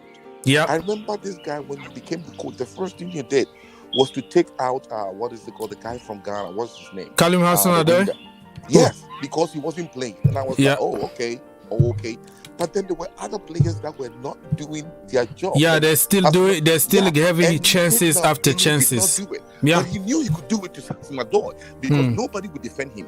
He couldn't do that to, let's say, Pulisic because the whole media of America will keep questioning him, right? So he knows where he can go. Take RSC, for instance. He's a giant. He's a big player. He turns around, he moves the ball. So you know that is already enough. He is naturally gifted to do that. So you add on to his play by telling him, okay, when you get to the front, look left, look right, I'll place this person here, place that person here, pass to them. So you develop this player because you already take what they are good at Yeah, the coaching. What we need, the base. You have to coach people and tell people what to do and improve them, because I haven't really seen anybody beside Rudiger and the defense a little bit. I haven't really seen anybody there like in our midfield or our attackers like improve. So he needs really to work on his coaching. I agree with you on that one. You have to coach people. Look at Vinicius Junior, right? With Ancelotti. Exactly. The other season he was headless chicken, don't know what to do, all over the place. Ancelotti came, him, Rodrigo, the other guy, Valverde. Ancelotti coached those people just like his own kid. Like, you know what? When you get to this position, do this and do this. Cut this. That's useless dribbling or whatever. This is business here. Boom, boom, boom. Look at them today. Oh my! Just one season, they are in another level because of coaching. Yeah. Sometimes you have to coach people. Yeah. But it is what it is. So and I don't think, go. I do not think at all that this guy is improved. Has he improved anybody since he came to this team? Rudiger, you have to give it to Rudiger, though. Doesn't even talk about anything, any member of this team in a positive way necessarily. We score when we score, we win when we win. Mm-hmm. And I think that in the end, that Champions League, even though we enjoy it, will be our downfall, because we elevate. Yeah, it's peppered over the cracks, right? Because everybody just forgot about our real issues and then focus on, we won a big trophy and everything is forgiven. All right, so Mr. Rabat, I have a question for you. Joe, are you there? Yes. Joe CFC? Yeah. Yeah. Yes, sir. Oh, you there? All right. You wanted to say something quickly, Joe? Yes. Okay, what do you have to say? I think yesterday's game we lost at the midfield and we did not have any physicality. Okay, physicality. Okay. We missed the likes of N'Golo Kante. We missed the old cover set that we used to have. Okay. And at the back, I was thinking Levi would have been given a chance. Okay. Because our central CM, what was his name again?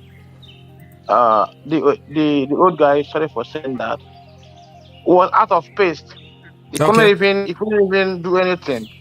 And we played Emerson Palmieri, and he was not even keeping pace with Saga. Yeah, so Saga really got the best out of. Yeah, Saga just destroyed him. Nobody was marking him.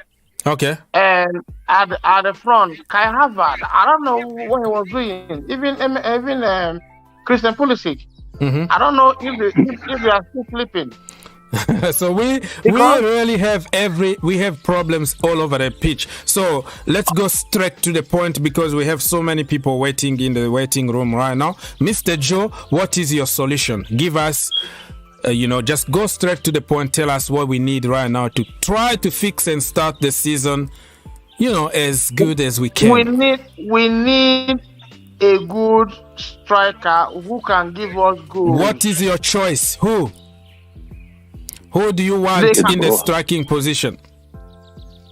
Anybody they can afford that can score lots of goals. Like Ronaldo? Ronaldo, yes, if you can manage him, he will be a good influence, yes. Mm-hmm. Look at Liverpool. Liverpool lost money and went and brought a goal machine. Yo, Younes, so we're talking about Chelsea here. Your solution is to get a powerful number 9. And what position do you want us to strengthen? Very quickly, please. Our defense is in shambles. So who do we need in the defense? Give me a name, please. I'm not part of the scout team, but they should get good defenders, please. Okay. Otherwise, everything will mess up. We use us to mess around.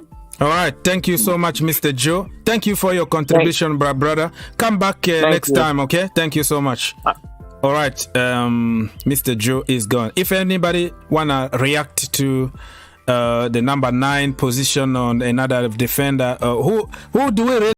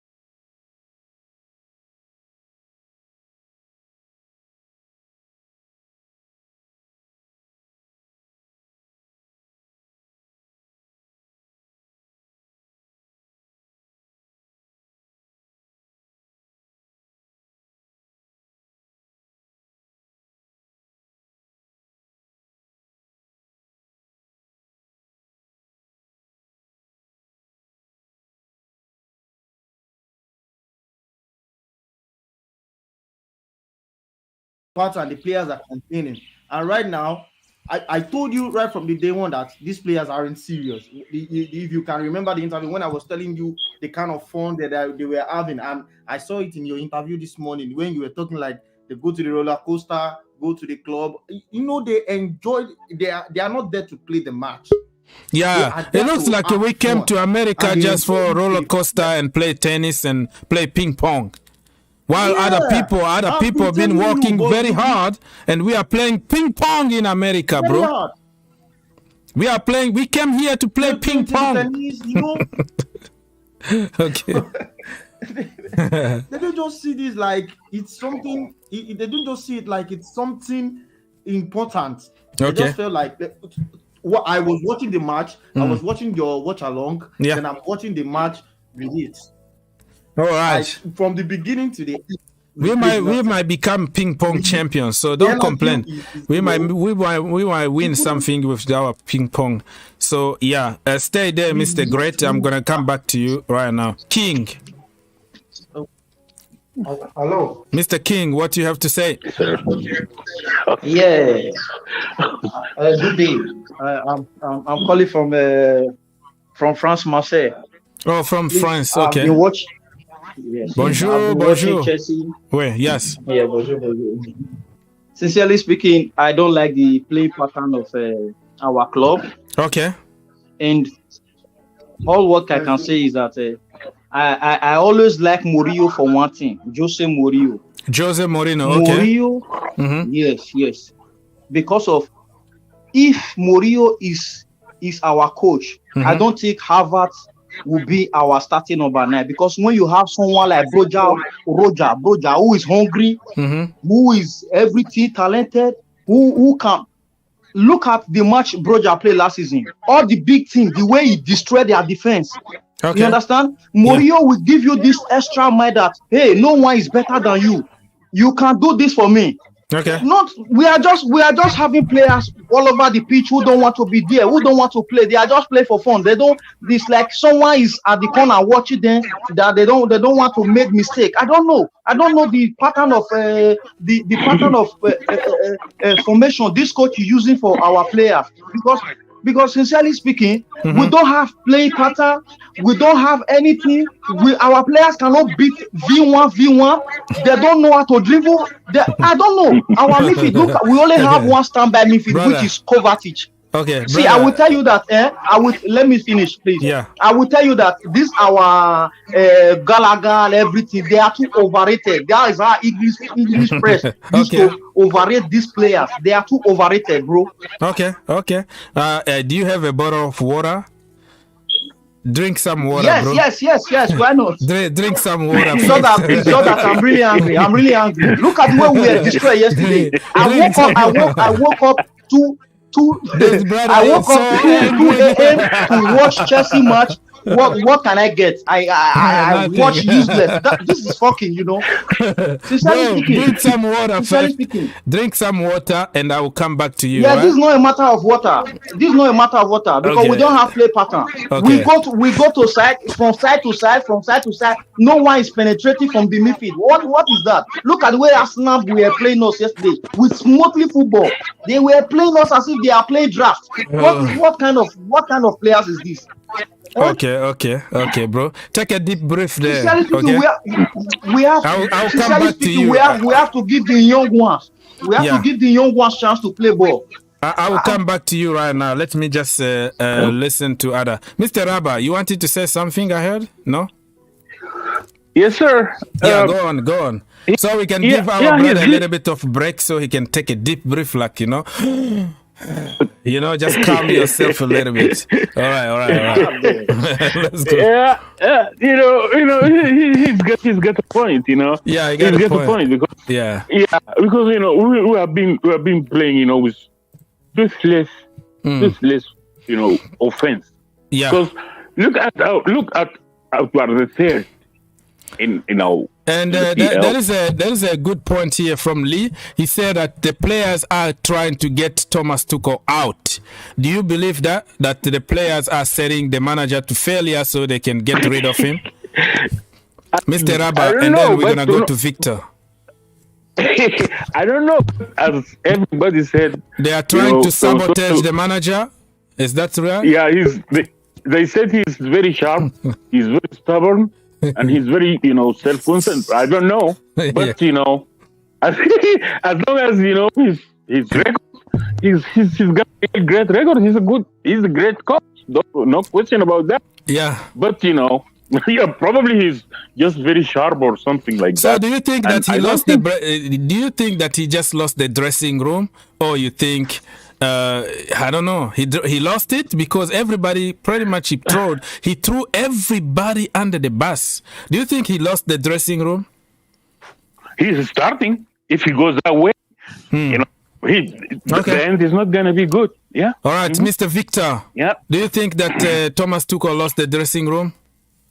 I think he's on his way there, I'm afraid. I'm afraid to say that because the way he came out, if somebody is really in charge, you can hear that from their rhetoric, the way they speak about the team. Now, the way he talked about the team yesterday, things come off to me like somebody who was really in charge of the team. Okay. And because he doesn't know his best 11, and he has not known his best 11 for more than 16 months, and that is a shame. So when people say he's a great coach, I hope it's not just a matter of figure of speech. Yeah. Because a great coach is the one that is able to find out where the problems lies and try to solve it. That is why he's paid. That's why he's there. Yeah. Now, he doesn't seem to have a clue, and we are getting into another season without necessarily knowing our best 11 as Chelsea, even though we've invested millions, hundreds of millions of pounds into these players. So that is where the problem lies. If you have been given this kind of assets to work with in any company, in any endeavor, human endeavor, you will be expected to know what you are doing. Yeah. Because it's a lot of investment. So that is where we have to go. We should not banter around with the great coach tag to this coach, because he's not. What has he done? Because he won a Champions League that has already been set in pace by Lampard the 6 months before. Yeah. I mean, he is not daring. Why don't you actually ask some of these younger players to feature? If you put in Jorginho and he's not doing well, sit him down. Yeah. If you sit him down a few matches and he comes back, he knows that his position is threatened. Yeah. Be bold. Be bold. Yeah, I completely agree with you. So that's exactly what makes Guardiola and all the great coaches take. They take risk, and this guy doesn't take any real substantial risk. He puts a player in. If the player is not performing, he just sits him down next match and put the ones that he goes to all the time to, and they are not performing either. So the other players know the ones he reward. Yeah, Jorginho's, Kovacic's, and the rest, who do not add anything to our attack. How can you have a DMs? How can you have the spine of the team? They don't add anything to our attack. Yeah. We are not expected to have goals from them. They don't create anything. Where are the Fabregases of our team? We don't cross over. The only thing is 10-yard passes. So we have a problem. And that is something that has to be sorted out by the coach. Yeah, I completely agree with you. Mr. Ridwan, please put some shirt on, bro. I can put you on, but you have to, Yana, just be professional. I know that you have some abs and you want to impress some girls watching right now, but come on, bro, just wear some shirt, okay? Put some shirt on and then I will put you through. Because, I know it's hot in other countries. I don't know. In America, we have air conditioning, so inside is like very cold, freezing, and outside is like 100 degrees. But other countries, I understand that they don't have air conditioning, but people, just put some clothes on and then I will put you through, all right? Mr. King is gone. He's a funny guy. He was going to punch somebody for sure. That brother, he was like, no, it's not about drinking water. It's about the pattern of play. He was so angry. He's gone. I don't know why. He just disconnected himself. But hey, brother, thank you so much for stopping by from Marseille in France. I used to go to Marseille many times. But let's go here and read some of the comments. Chelsea beat Chelsea 1-5 to Tottenham. We're gonna beat Tottenham are gonna beat us 5-1. It looks like it. It looks like everybody is gonna beat us this time. Thomas Tuchel said that He was going to make the team that nobody want to play against, but it looks like everybody is queuing just to play against us now because they know they can beat us. So that's the problem. It's just it's twisting things around. Everybody want to play against us. Anyways, let's listen from another perspective. Herbert, my brother, is always there to help the channel. Do you have any breaking news for us, Herbert? Not really, but I was just listening to all you Chelsea fans talk about your club, and it was interesting. Mm-hmm. But I mean, look, I have a different perspective of, like, I think someone was saying, like, he doesn't know his first 11 or he's not taking risks. My question back to you is, like, when he came back a year ago, almost like a year and a half ago, in like the January of 2020, I think 2020, right? Mm-hmm. Since then, how many players has he bought which he wanted? Like, he got Saul Niguez, Lukaku, both of which he didn't want. Mm-hmm. And then this season, okay, fine, he's got Koulibaly and Sterling, which will take time to integrate. He has lost his defense. Mm-hmm. Okay. And all the players he had, he won a Champions League with Lampard's team, who, by the way, was spent around, I think, more than 270 million on Lampard, and he couldn't do anything with it. 220, so I think this... Yeah, whatever. Okay, fine. 220. Mm-hmm. So if he spent all that money and he was losing and he wasn't producing results, which is what at the time Roman Abramovic demanded. With how Chelsea it is. Like if they back you, you have to get the results. There is no, you won't get time. That's what Tuchel showed you. He won a Champions League in 6 months with the best defensive record. So if you're saying like he doesn't know his best 11 and all that, mm-hmm. I mean he needs his own players as well. How many players has he bought? Like except for 2 players. Since like around like what is this 36 months now, almost coming close to 36 months. So he's bought 2 players, and in that time your ownership has changed. Your all the thing with Russia has happened. So I mean, if you want Tuchel out, I mean it is baffling. Or you can criticize the manager, but he has got 2 players in this whole time. So for you, it looks like he needs his own players to start performing. How about getting the best out of some players that he already got in the team? Because no manager in the world is gonna just get everybody that he wants in one window. Yeah, but okay, fine. Exactly. I agree that he might not get it. Look, he's never gonna use Callum Hudson-Odoi as a winger because he doesn't see that. He wants a winger in terms of like who can go up and down, kind of a wing back, and he doesn't see that in Callum Hudson-Odoi. So if he doesn't see that as a responsible club, you get him what you want. Look at what Kounde is getting right now. He's being backed with 6 or 7 players. Why can't you back him when he won the Champions League with Lampard's players? I mean that's my question. Like he hasn't been backed yet. He's only got 2 players in like 12 or plus months. I mean our manager has got more players than Tuchel, and he won a Champions League. Ole Gunnar Solskjaer got more players than Tuchel, and he couldn't win us a Europa League as well. So, okay, I get that you want that to is your perspective. We respect your perspective. It's always good to have a neutral perspective. So, thank you for bringing that up. Yeah. Like he hasn't been backed, and he only got 2 players. And we haven't even started the season yet with his own players. So, yeah, that is your opinion. And we have to respect that. Mr. Ridwan, when I put you through, you have a lot of background noise. And it's just, I don't know, can you like close one of your windows there? Because... Yeah, it's good. Okay, so you are in. What do you have to say? Yes. Thank you for putting some clothes on, actually. Because you have a hoodie, actually, wearing some clothes, man. What do you have to say, bro? I'm calling from UK. Okay, good. I'm trying to talk about we have some problems. Like the midfield is bad. The defense is okay because Koulibaly is holding it and Thiago Silva is holding it. So I think that one is pretty good. We can use young players to back it up or any other thing if any other teacher wants to use it. But we need a false 9, a good false 9. You get what I'm saying? Like who is in your mind right now? Give us some solutions. Anyone. Memphis Depay or something? Depay is a good false 9. You want him at Chelsea?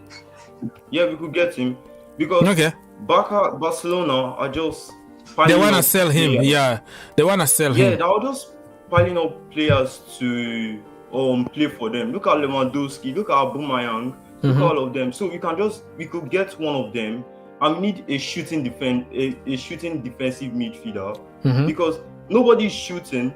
If you don't have the chance, if you don't have people that you want to pass to, because if they're not in a good position, Mhm. you need to have a defensive midfielder who could shoot the Okay, ball. so Someone let me like take Douglas. advantage. Let me take advantage of that to bring Conor Gallagher in the equation. You know, when he was on loan, all of us wanted him back. All of us say that he can shoot from distance, he can score from distance. Do you think that Conor Gallagher, the Chelsea shirt, is too heavy for him? Because in this press, I'm gonna come to you, Mr. Rantman. Let me finish. So, do you think that we can count on him, or it was just a preseason and he can still improve? Mr. Great, what do you have to say about Conor Gallagher as that shooting midfielder that we are looking for? Mr. Great, the floor is yours. Conor Gallagher. Do you think he's just crap, or he can improve? It's not crap. It's not crap. It's not Okay. crap. There is something about only one man. You can't expect one man to be controlling all that midfield. Jorginho. I don't know if you're a fan of Jorginho or Jorginho is total crap. As for me, I don't know why. So you don't rate him. You don't rate Jorginho. Okay. That's what you say. You don't rate him, right? Based on the fact that Jorginho. Okay. Yeah, I believe if Conor Gallagher worked with the likes of Kante, Mount should drop back to the midfield.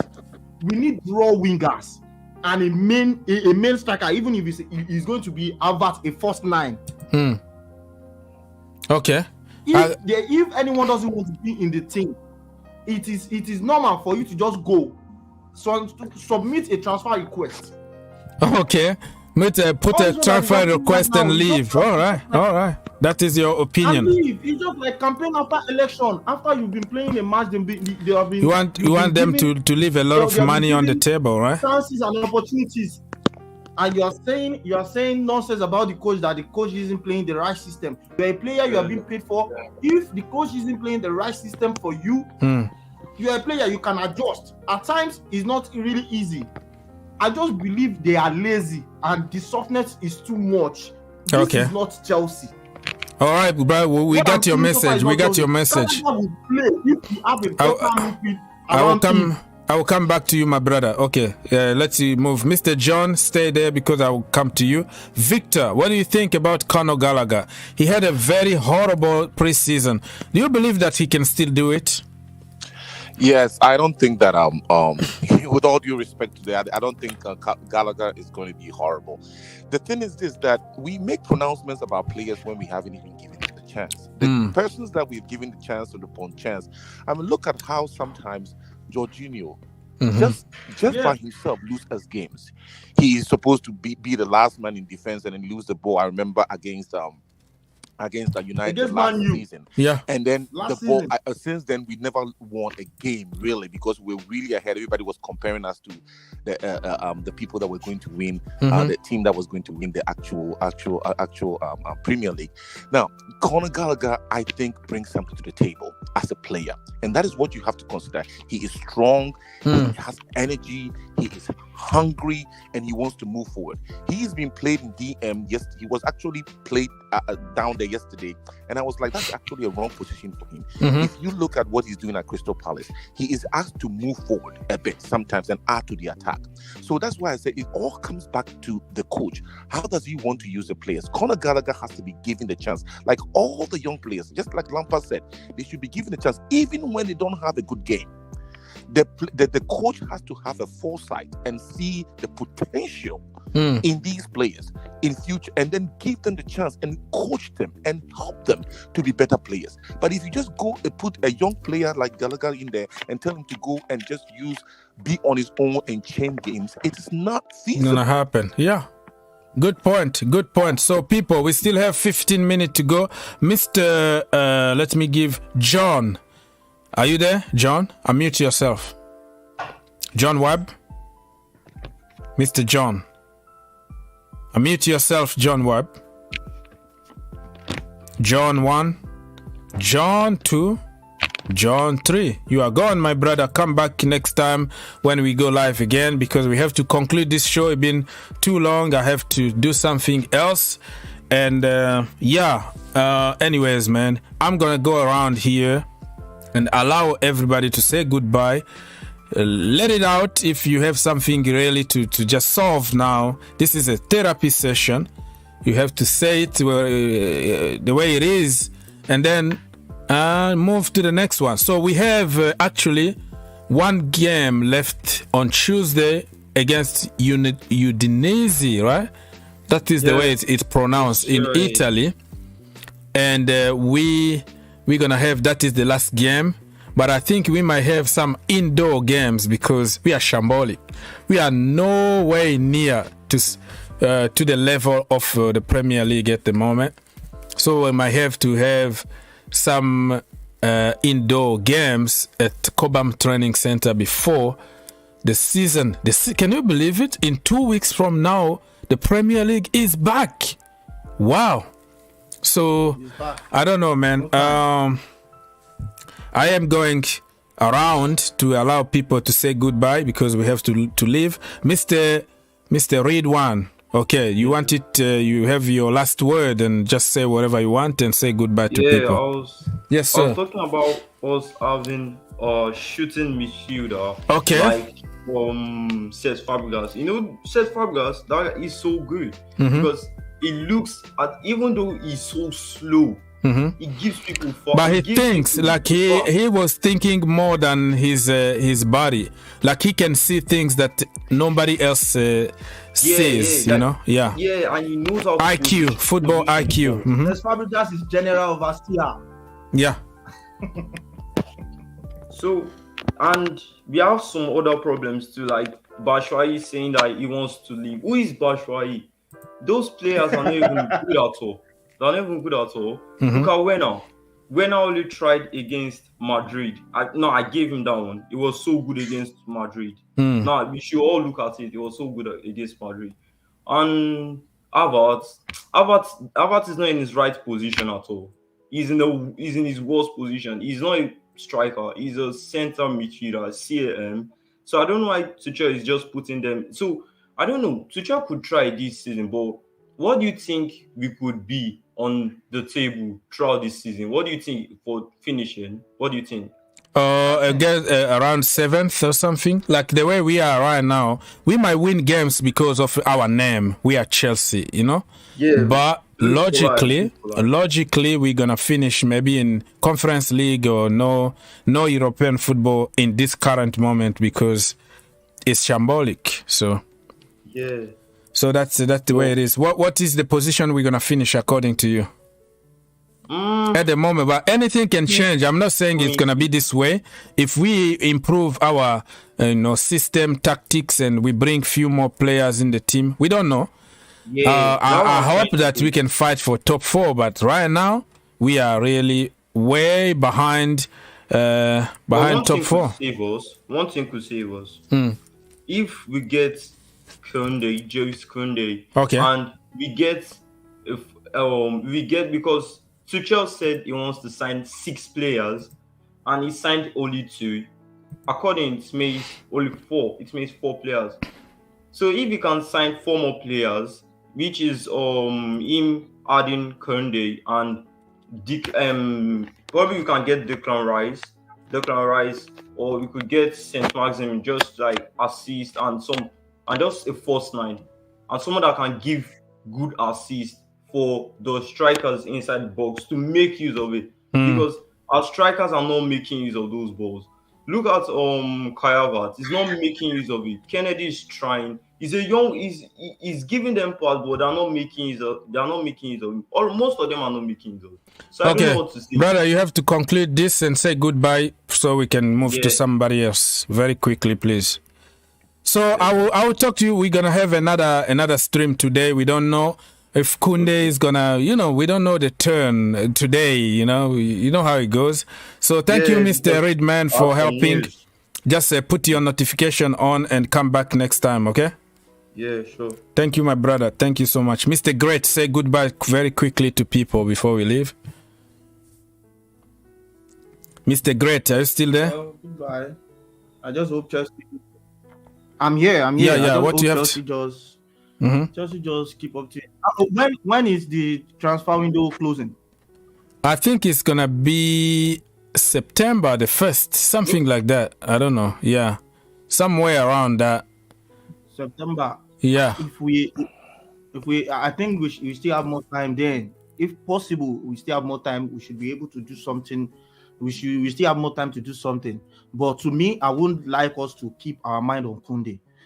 According to what I'm seeing so far, according to what is going on, you want this money. You are offering good amount of money. You are given very good salary, and you are still waiting for what? Okay. Chelsea should use their head.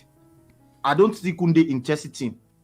He's only wasting Barcelona. If Barcelona can meet up with the price tag with Sevilla, if Barcelona offer Kounde 50 million or 60 million, 60,000, 50,000 or 60,000, he will choose Barcelona over Chelsea.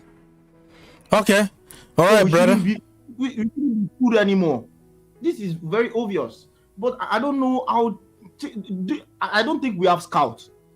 We don't have scouts. We're gonna talk about our scouting department next time. There are players over in Portugal. There are players in Brazil. We don't have to be waiting. Okay, we have to go somewhere and buy players instead of waiting for Kounde. Thank you so much. We got your message, brother. And come back next time. Put your notification on. Who knows? We might go live today at some point. I don't know. I don't promise anything. But Mr. Great, thank you. It's always nice to have you. Mr. Victor, you to close the shop. Close the show. Okay. Thank you very much for the opportunity. I will just give you 2 quick points right here. Yes. With regards to Kounde, I don't think he really wants to come here if he was given the chance to go to Barcelona. I think in his brain he rated Barcelona as a bigger team, as a bigger club, which is unfortunate because we will give him the opportunity to shine. On the front of where we will be at the end of the season, I think that it is still questionable. I mean, this is a good wake-up call, even though one will say that throughout last season we had so many of them and we didn't take the opportunity, so one doesn't know what's going to happen. I still maintain that everything has to come from the head. If the coach has a better mentality and he uses the players in the right places and coaches them well, we should be fine. Yeah. And I look forward to talking to you again soon. Thank you so much, my brother Victor. Thank you. Put your notification on. It was great really to have you. And I always like to fight in the chat, you know, you and me. That's what football is all about. We don't have to agree, and that makes it even more interesting, right? Thank you, my brother, and I will talk to you next time. All right, people, I'm gonna have to go. It was a pleasure to have you here, and the latest about Kounde is that we have to wait. Waiting FC. There's nothing really to report. Let me show you the latest from Mr. Fabrizio Romano about Kounde. Let's read that together, and then we're gonna leave. Where is that post? Yeah, this is what he said. Kounde, okay? Barcelona preparing opening bid. Won't match 55 million. As structured will be different. No Depay or Dest included in the deal. Chelsea 55 million bid still valid in Sevilla's hand. Sevilla sources insist they are only talking to Chelsea right now, but still no final green light. Sounds familiar? Yes, because it happened exactly the same with Rafinha, and we know the rest. So Chelsea probably need to draw the line and say, you know what, we give you until tomorrow or something, and then we're gonna move on. Because if you wait for this brother and then he end up by going to Barcelona, and then you miss out on another like Josco, you miss out on Lacroix, you miss out on some other decent players that we can go for, because they are not gonna wait for us. Look at what we did with this brother from France, right? What's his name again? Close. Jonathan Klose, he signed for Marseille. He didn't wait for us. So if we're going to continue waiting for players and they don't want us, we have a big risk of losing all of them. You know what I mean? So we have to start moving. And if Kounde doesn't come to Chelsea Football Club, we're going to survive, okay? We are Chelsea fan. We are Chelsea Football Club. That's what I meant. Anyways, people, it is what it is. 4-0. Arsenal completely destroyed us. They're going to celebrate. They're going to have a open top bus parade for winning the Florida Cup, beating Chelsea 4-0. But listen, the regular season is completely different than the preseason. Let's hope that our players are going to have a new mentality, and our coach is going to know how to coach our players, because he's not going to get 100% of the player that he wants. So he need to adapt himself to what he got, because the same players won us the Champions League, and they don't become crap overnight. You have to question yourself, your tactics, your system, and everything around you. That is my take on all this. Stay tuned. Put your notification on your way out. Please don't forget to like, subscribe, all the good stuff, you know, and help the channel. God bless, and I'll see you next time.